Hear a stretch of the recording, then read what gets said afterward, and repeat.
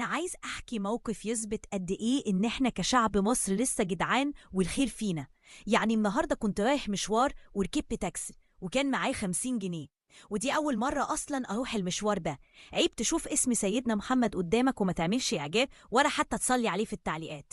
المهم وأنا قاعد طول الطريق كنت متابع العداد اللي بيحسب الأجرة، وأول ما وصل ل50 جنيه قلت للسواق نزلني هنا يا أسطى.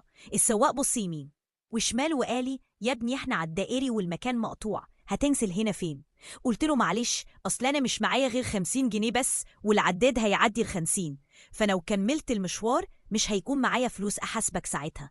المفاجأة بقى ان السواق قال لي لا وعلى ايه، ولحم فرمل ومنزلني فعلا وكملت باقي الطريق على رجلي.